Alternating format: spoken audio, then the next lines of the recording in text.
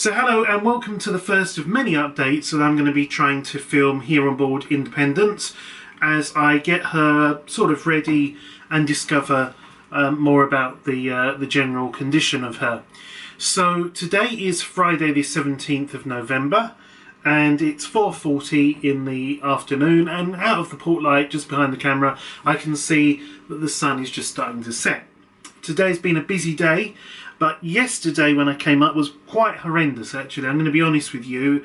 I went to work and came home, grabbed my bag and went to order an Uber, and duly waited for the Uber to arrive, which then came to the next street to me and then didn't do anything. So I then sent a message to the driver to say, I'm in the next street, you've turned left one street too early. And I don't know if he took offence to me telling him this information or what, but he duly cancelled the trip. This, I've subsequently learnt, also cost me £5.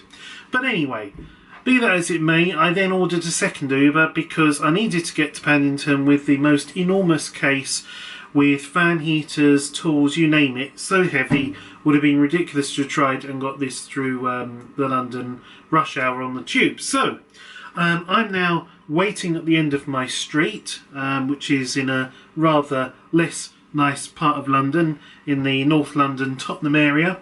And as a result of this, there's been a spate across all sorts of parts of London with moped gangs, stealing mopeds, robbing people, robbing jewellers, throwing acid at people, you name it. It's horrible. It's a thing that doesn't seem to have any control on it. And I'm waiting there and I'm looking down at my phone, something I don't usually do, you know, in public in certain areas. And but I'm looking on the screen to see when my Uber's coming, you know. And just then I look out to my right and I see a scooter, a moped, coming between a building and a store that sells bags, hats and stuff. And I suppose they've got about 3 foot, 4 foot most of room. And people are sort of scurrying out the way. And I think, what the hell is he... And then, just as I think, what the hell is he doing? I think, I know what's going on here. And just as I thought that, I grabbed my phone tightly in my right hand and the pillion passenger reached out and grabbed the top of my phone. And I think the speed of the scooter, the speed of the grab, normally they're off. Except I'd already braced myself and I was gripping hard. He couldn't grab it. Driver screeches to a halt. Driver then turns round, visor up a bit, starts swearing at me to hand over my phone. And I don't do it. And then I realise at this point, the next thing that hits me is, bad idea, Rob. They could have a knife. They could, you know, get off the bike now. There's 2 of them. There's 1 of me. They've got crash helmets. But I don't know what happened. Somebody was looking after me because instead of doing any of that, they fled. They sped off. And the guy from the store came over. He said, bloody hell, are you all right, mate? You know, blah, blah, blah. And then my Uber arrived, you know, and because he doesn't know what's going on, there's all these people sort of asking what's going on. What's happened? I said, don't ask. Get in the cab. Shut the door. He said, what happened? I said, you know, just had my phone nearly nicked by the scooter. We drive down the road. We do a left. We do a right. Boom. There's the scooter in the middle of the bloody road. Just stopped. And I was like, that's them. Now, I know this is going to be a stolen scooter, so what's the point in, you know, trying to get the plate number? But I tried, it was gone. They were off on the pavement and zooming off again. So that left me in obviously quite a shaken state. And then I got to Paddington and it was pandemonium and the trains were delayed, and then the lorry hit a bridge near is it Maiden? I always get confused with this, Maidstone or Maidenhead. True story, guys. So bad am I at different places that sound or begin with the same letter that when I was 21 years old I got on a flight, booked tickets to go to Germany, and I can't remember where I ended up. I know my mother, probably watching this video, will be shouting at me. It was wherever. It was like, I don't know, it was like supposed to go to Dusseldorf and I ended up in Dresden. It was that kind of thing, although it wasn't those places. Where the hell was that though? It's a big port. German port. Anyway, basically realised the error and had to get on an ICE train across Germany to where I was supposed to be going. That's just so Maidstone and Maidenhead on the West Coast railway line. One's in Kent, one's sort of Reading way, I don't know. Anyway, lorry hit a bridge. All the trains have to stop. Anyway, long story short, get to Plymouth over 40 minutes late. So it's like, you know, was getting on for midnight by the time I actually got on board after nearly being robbed, full day at work and a long train journey here. So straight to bed. Anyway, this morning it's bright and early up and starting on doing things on board the boat, and I've unfortunately discovered some not so good news. The double socket that is just behind the hob down here doesn't work, so I'm not sure if that's the socket or because there's another socket where there's a double socket, obviously is two, and one, the left hand part is broken, so you can't use a plug in that. So it could just be that it's corroded, the terminals, or it could just be there is no power getting to it. But I'm pretty damn sure that this whole area in the galley is on a ring main, because you've got a socket here, works, I've got a socket behind me, works, and this socket doesn't work. So why would that have its own separate feed? So the problem, however, looking down at this socket, is I reckon in order to get to the socket requires removing the oven and then crawling into the space that's been left by the vacant oven. Nothing on boats, even big boats, is ever easy. The other issue is it would appear, sadly, that this boat has mild steel fuel tanks, albeit they seem to have been powder coated in a grey heavy duty paint. It does raise the concern of if they corrode and they start to leak, and that would just be the worst thing ever in the entire world. There is no sign of any of this, thankfully, but having looked at them, they do appear not to be stainless steel or GRP. A shame.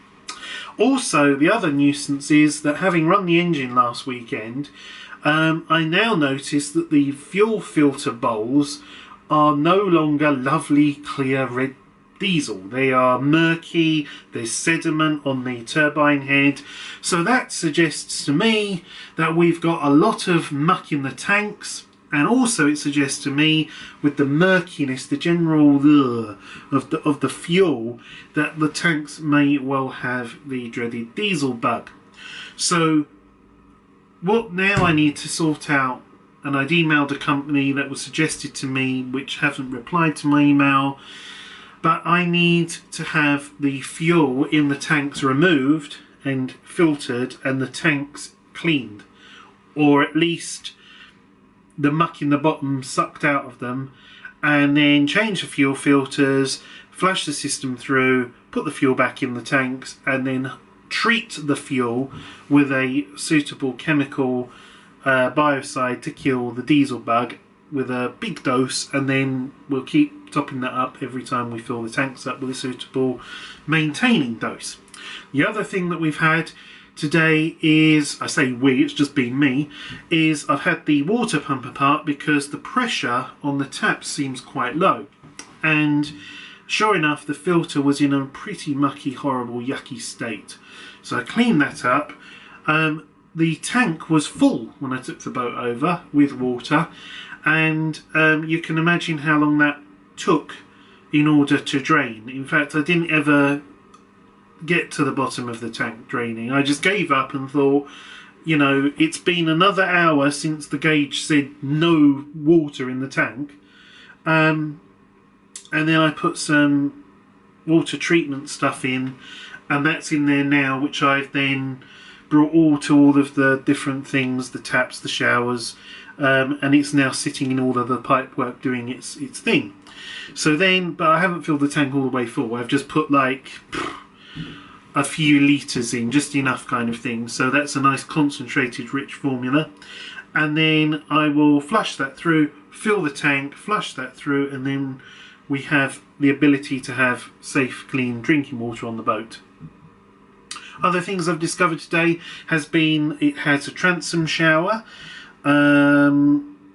found out where the water point was, for example. That's new, and interestingly next to the electrical connection as you put them there. Why don't you? But I'm going to take you up to the saloon and show you the other part of what happened today. Okay, so here we are in the saloon, and that noise you can hear is the fan heater, because that's, I think, ceramic fan heaters, I never really discovered these until recently, the best things ever invented. They have an incredibly tough element. They use far less electricity than, say, a normal cheap fan heater. This is 750 watts and 1750 watts on high. But the heat they produce is a real even, nice heat. So, you know, the element's not going to sort of break from being sort of stuffed in a cupboard somewhere on a boat. But I'm running the fan heaters rather than all of this air conditioning nonsense and using Christ knows how much power. But over here, as you can see, Amazon has delivered. Unfortunately, I did do something wrong and ended up ordering 2 screwdriver sets. This is the same screwdriver set that we use on Broad Ambition that's missing a couple of the drivers, so that's good. One of those can go to a nice home. We've got a spanner set, a multimeter, a current measuring meter, some proper beefy hex, Allen, you name it, whatever. And look, LEDs, so many LEDs to replace all of these bulbs. However, these bulb holders also are on the outside of the boat. There's 2 of them, and they're plastic, unlike these which are brass, and the brass effect has worn off. So what I'm going to do is I'm either going to spray paint them with a chrome effect, or maybe go for a gold. I'm not quite sure, but at the moment they're sort of white plastic with bits of fake paint still stuck onto them, so not the best. So that I can do now inside.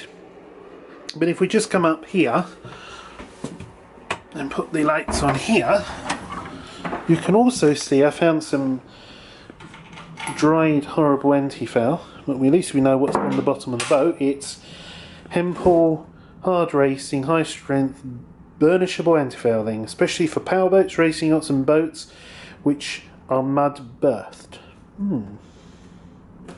Interesting.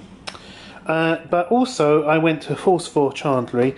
Funny thing is, you go in there, okay, you go into a Chandler's, and, well, look at me.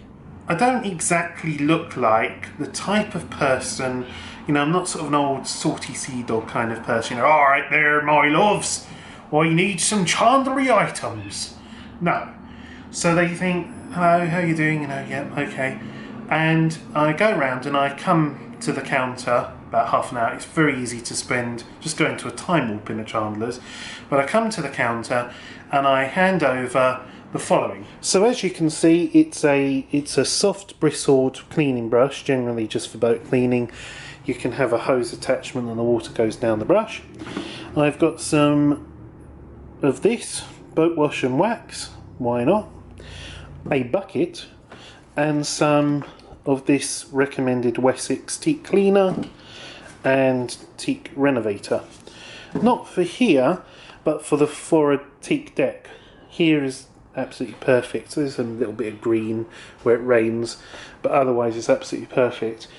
And so, of course, you know, oh right, well, we know what you're going to be doing next weekend. So, son, what have you got? Like a small sort of motorboat, or are you know, into your sailing? I said, no, I've got a Tarquin Trader 535 Sunliner. Well, the look on their faces. You have got this. Yeah, it's just me. So have to sort of look at how people react. Anyway, also down here has been cleaning bits, just generally, you know, going around.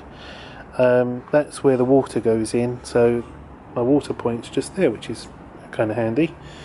The boat's risen probably about 3 or 4 inches out the water since I emptied the fuel tank, the water tank down, and it has become a lot more unpredictably rolly, if you know what I mean. I'm now sensing the you can just see how it's moving here, the rolling hull of the traders, but that will improve when a ton of water gets put back in at the aft of the boat.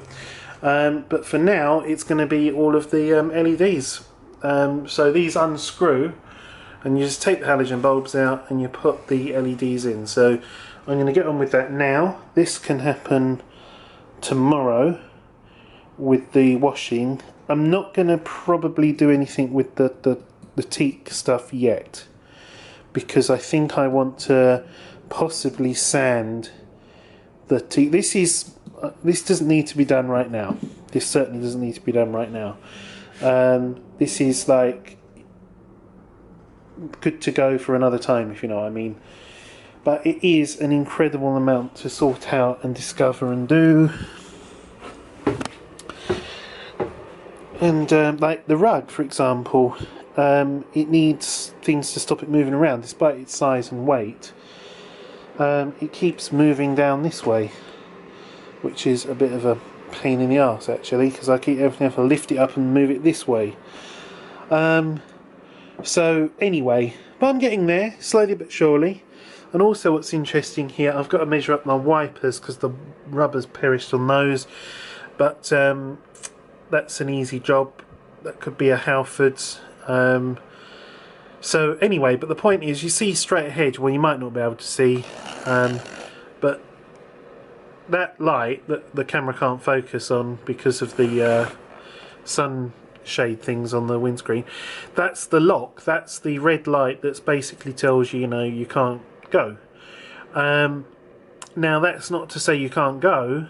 You can radio the lock. It's a 24-hour lock, believe it or not. And you can, you know, have it actually do its thing as a lock, you know, get you down or bring you up. But when the tide's right, it actually goes into what's called free flow, and the lock gate's open, that goes green, so you can then exit and enter the marina without having to worry about locking, which is handy. And it's also why the actual marina tide goes up and down, even though I'm on a floating pontoon. So I wondered how come the marina, you know, water level goes up and down even though it's got a lock. Now I know. So that's been a bit of a long video, one way and the other. I'm going to get on now with my light bulb changings and think about where I'm going to be going for dinner, which will probably end up being quite late, because when you're working you just keep going, and then your body's like, please drink food, and you're like, okay body, I'll give in. And then it's like 9:30, 10 o'clock at night and you go and find a kebab shop. Anyway, the joys of bow ownership. But I'm liking it. I haven't been put off, despite some of the things I've started to find out. They're not scary major, like, oh my god, the port side fuel tank's got a leak, shit. It's not like that. It's like, okay, the generator hasn't been serviced since 2009. I think the generator's probably been serviced in 2009 and left. That means the oil isn't going to be very good in it, the impeller's going to be squashed, the coolant, so I want all of that doing, because we need the generator when we go on passage, because when we're away from the shore we have no inverter, so we can't do anything. We can't even charge a phone without running the generator, and we certainly can't get heat, whether it's through fan heaters or the air conditioning system, without the generator, until we then get to port. And if we're going to be going in the first week of February, it's going to be jolly cold, so heat is important, and having a working way of getting electricity and not just thinking, I'll be alright, you know, and then we're sort of, you know, storing ship and someone says, by the way Rob, the generator works, right, doesn't it? It should do, and then you find out it doesn't. So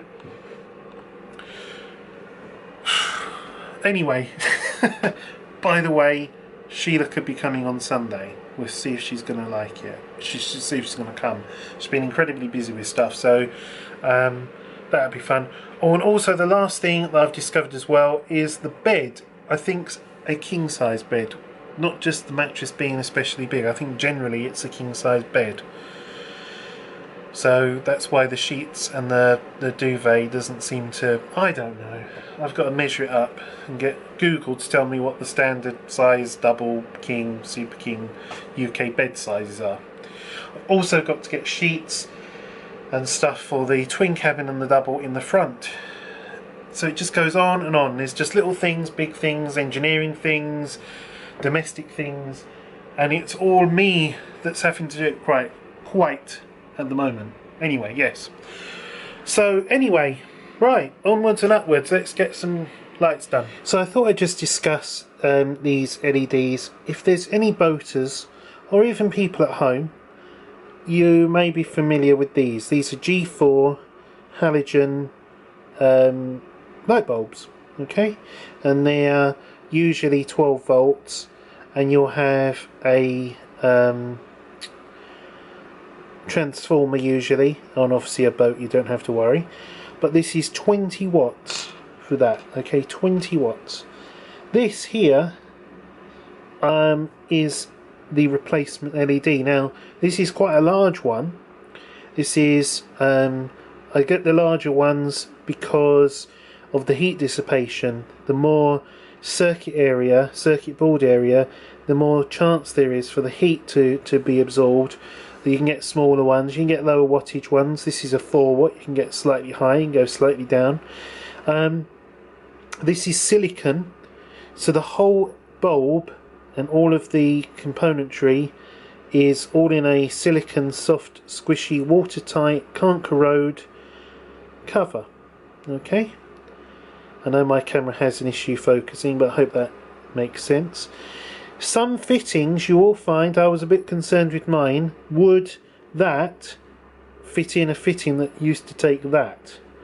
Yes, it does. So what you then do here is that on this craft here we've got these solid brass heavy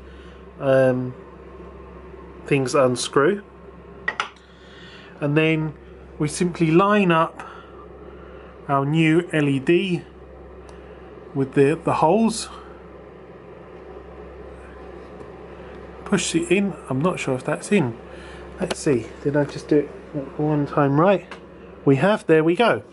So there's 4 watts of LED and there's 20 watts of halogen. Now I'm going to, just to be fair, I'm going to screw this cover back on because that does actually have a screen. There we go. So there we are. Halogen 20 watts, LED 4 watts. Can you see the difference in my output? I think the LED is even better. It's a more even, warm spread. The halogen, on the other hand, sort of plonks it down here and there's a lot of shadow. So that is just a top tip. These packets here I got from Amazon. They're Amazon. They're Prime delivery. If you've got a problem with them, you can easily send them back. You get 6 of them for I think £12. You can get other ones, you can get them from China, you can save money. There are all sorts of options. Another thing I'm going to try and get is on this boat here, we have lights up here. I'm going to get lower wattage, just like about 1.5 watts in red, so that these can be used at night time and not distort your night vision. So that's one done, 50 to go. So since I last spoke to you, it's now 8:28 in the evening and I haven't really stopped, but I'm going to discuss what I've done and achieved. So let's go and look. Yes, I've achieved something.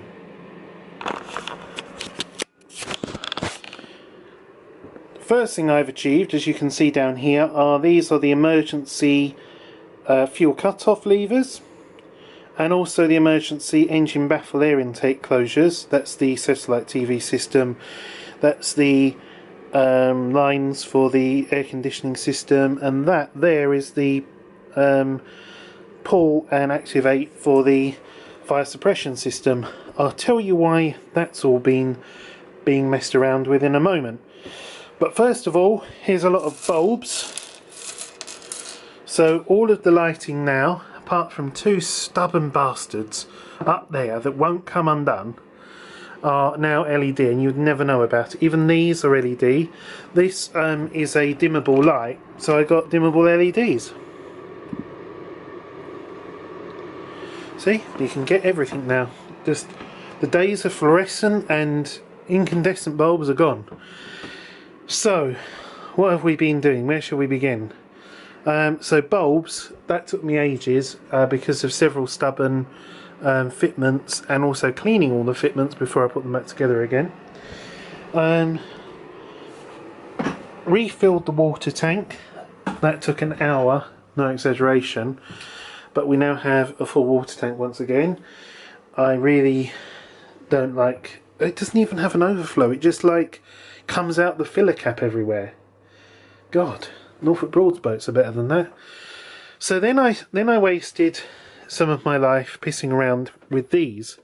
There's 6 of these on the boat, and 5 of them don't work because the bulbs are gone. So I took the gamble thinking that they might be the G4s, that's these little babies here, and sure enough they are, and as you can see this has got an LED bulb in it, right? Great, brilliant. Problem, when you unscrew the little screws here on the side to pull this off, it doesn't pull off because where they've drilled the holes through to make the screws, or the threads for the screws, that pinches in on this inner ring. So then you have to kind of go in through the vent here with a sharp knife, like this, and push down to force this out. Well, it takes forever. And they creak, and they're tarnished, and that doesn't work. I can't get into it. Bloody hell. So I thought, right, we'll have 6 new lights. They don't have to come from a marine store.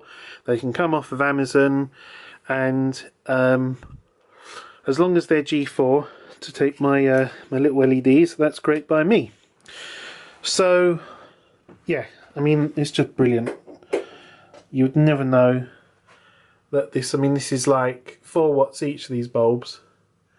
The only thing that I don't like about them compared to the ones that I got for BA is you can see the individual LEDs in series with them. Where am I going? Come back here. Come back here. Go and get your torch. There you go, boy. Good boy. Right.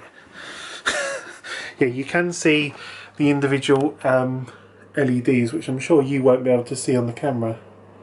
You might be able to. There, you see those squares? That's the only thing. If you look up at them, you see the little squares. Whereas the ones on BA, you don't see those little squares. So, but if you look down, it's exactly the same light output. Right, let's go down below,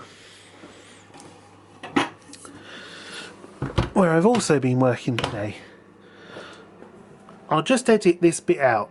So here we are in the engine room, and those levers that I showed you upstairs, they do 2 things. First of all, they can turn off the fuel supply here remotely, because maybe there's a fire, you can't get down here, you need to shut that fuel off quick. That's what they do. But they also shut the engine baffles here. Now those are 4 of them. There's 2 on the port and 2 on the starboard side, and they are required quite clearly because without them your engines can't breathe, and you'd know it won't go anywhere. However, when you're in port like now, it's getting cold, it's getting wintry, what you've got down here is icy cold air blowing through. So what I've done is I've closed them, and we've got big berth throughout. This is the huge tube heater with the scary job that someone's done there, joining 2 cables together with like a chocolate connector, zip ties and some goo. That needs to be changed at some stage to a proper connector to join the cables. But it is very hot. I'm not sure of its rating, but in the about an hour that I've put this on, it is positively warm in this engine room now. So what's the story?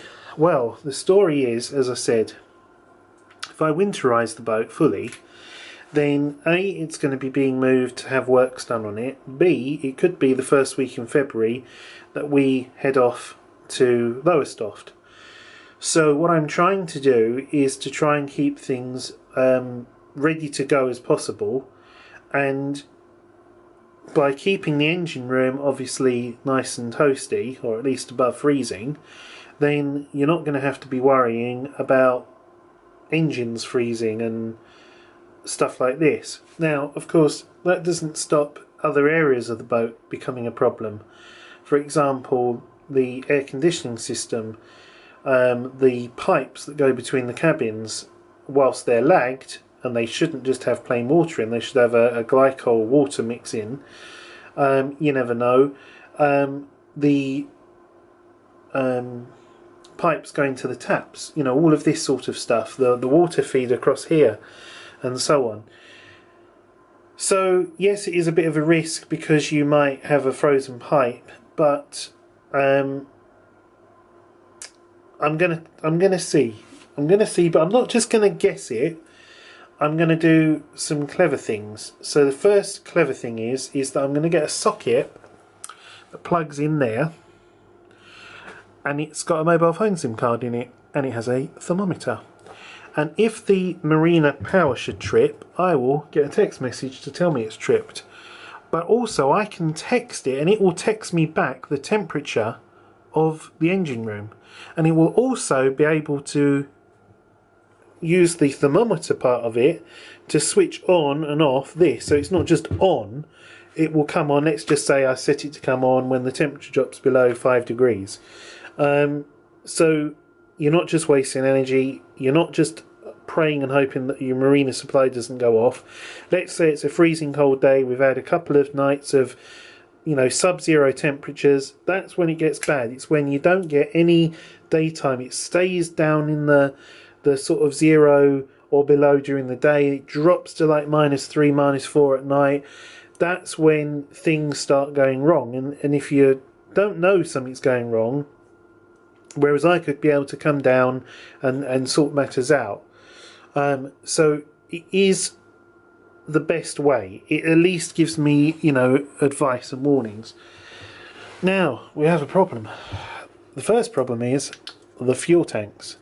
The fuel tanks, you can't see this, they're painted grey. That means, I'm sure, they are mild steel. Not aluminium, not stainless, and not GRP. Why is this a problem? Mild steel fuel tanks always rot. And they leak. And can you imagine if that had to come out to be replaced? God almighty. So that's the bad thing that I've discovered. The second bad thing is, last weekend I ran the engines up, and the fuel in here, I'll show you how it did look, because it still looks that way for the generator.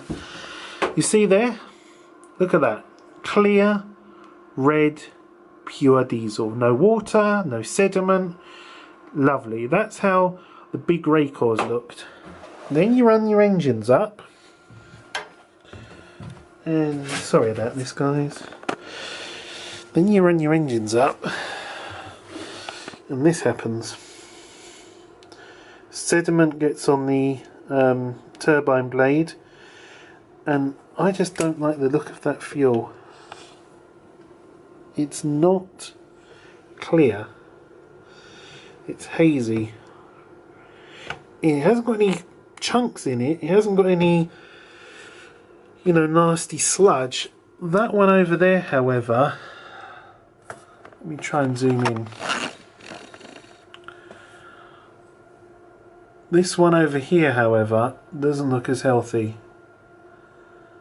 This is a problem. This is a problem because all I've done is start the engines. I haven't gone anywhere. Nothing's been stirred up in the tanks. That's just the fuel coming through the filters. So I've emailed a company down in the southwest to see if they can come and deal with this.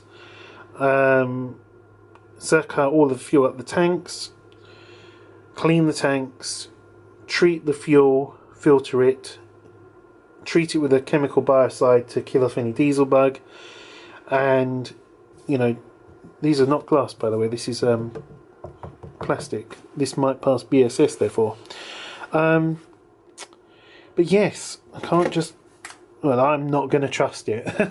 Put it like that. I'm not just going to, oh, it'll be alright, and head off in February to the cold sea with suspect fuel. So that is another thing that has to be done. So it's just another thing, but that's all part of boat ownership. Oh, seacocks. Look at that. Got them going. Can you believe? The guy previously left them open all the time. Now, why is that a bad idea? Well, it's a bad idea because A, you're then relying on this hose here to not perish suddenly, unexpectedly. But also, if there's a problem and you need to turn your seacocks off in a hurry and you can't because they're seized, then you have a real issue. So I'm pleased to say that none of the seacocks on the engine intake, the generator intake, or the air conditioning intake are seized, and they are now closed. So I feel a bit more happy, leaving them in the closed position. I'm going to put a note on the helm to remind me that the seacocks are all in the closed position, so we don't go starting engines, or someone else that might come along and need to move the boat, if I'm having work done in a different marina, they know what to do. That is a fuel supply line that leads to the generator. There's one here, good. This one, yeah, all oily, all corroded, a bit rusty. That tells me some diesel's leaked out. Talking of the generator, service 24th of the 11th, 09. It might not have been used, and so you go, well, that's not a problem. Well, it is for me, because the impeller will have been stuck in the same position since then. The coolant is old, the oil's old. It needs a jolly good looking after, because I need this generator to work, because when we go to sea the boat hasn't got an inverter, and so basically we won't even be able to charge a mobile phone without the generator working, let alone provide ourselves with heat. So it's important that we have the generator reliably working. So once that generator's serviced, then I'm not going to worry about servicing it every sort of 200 hours or something like the engines, because no, I'm not going to be using it. But it doesn't mean you just leave it for years and years and years and years just because you haven't used it. I'm not that kind of chap. So the other thing I want to have done are the belts for the engine. They're not cracked, they're not frayed, they're not loose, but they're not new.